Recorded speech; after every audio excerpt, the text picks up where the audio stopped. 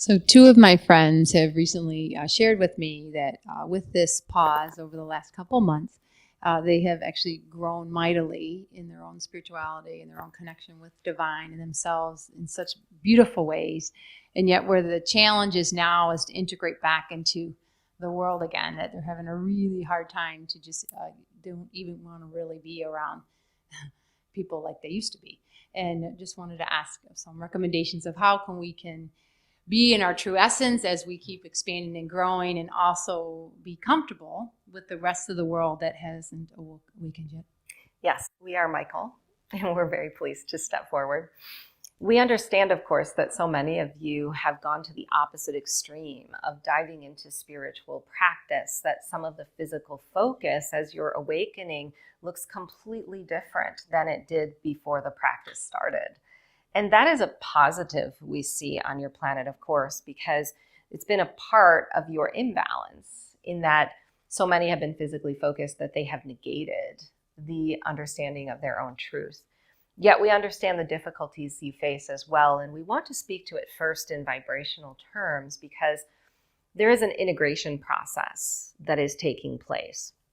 And the discomfort that many of you feel grounding back into a physical reality is only the experience of the lag time of your physical reality catching up to what you've vibrationally put in motion. So it isn't that there's something that you're doing wrong, so much as there is a waiting period where what you fit into before on the planet is reconfiguring to match your new vibration. And although this discomfort exists, it's important to give a couple of recommendations because we look at the collective transition that's taking place as one of the most incredible for those of you who've decided to incarnate at this time. The split of timelines has been referred to in this transmission previously, and we want to speak to what we see it being in terms of spirituality. There is a propensity for humans in the third dimension to choose suffering. And this has been ingrained within many of you from birth. There are responsibilities you must uphold to the detriment of your desires. There are certain conditions that you have to conform to regardless of how they fit within. All of these things have put you in a focus of negating your personal truth to the point where many of you have been suffering in timeline experiences subconsciously, not even realizing that you are walking a path that was completely opposite of the one that your soul desired. So we see the split of timelines being the willingness to challenge the areas where you've most restricted yourself because of some outer condition and freeing yourself to become the expression of your soul. Now, these two paths look quite different on the planet today because some of you may feel an inherent blame or even jealousy at times for operating in a way that is so vibrationally aligned with your heart and your soul that others cannot conceive. They may even blame you of not upholding some responsibility that they still see as a part of their earth experience. And this is something that we don't take lightly because we see how it affects your vibration. What it does is it often triggers those parts of you that you've worked so hard to spiritually overlay and give you the opportunity to see what's left of you to acknowledge.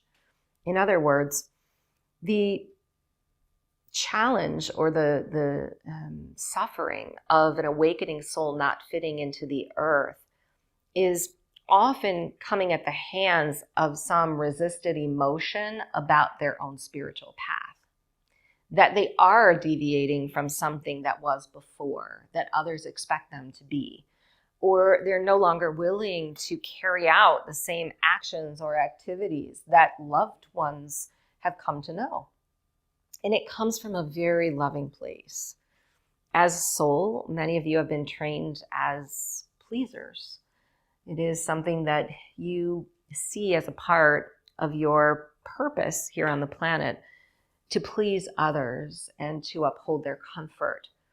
But a true soul contract between any soul, whether it be a family member, a friend, a community member, is embedded in personal truth.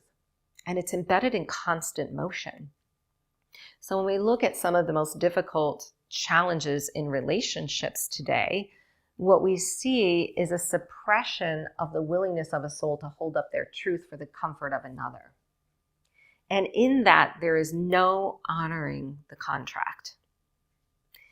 So our best advice is to stay as compassionate and loving as you can when you glimpse back at those who are unwilling to walk the path with you, but honor and uphold your truth to the degree that it speeds up the process of landing the new.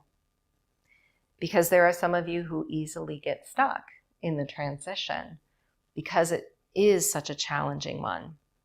But when you're negotiating that path in the highest love and respect for all, as well as the self, you begin to navigate it very coherently and in balance.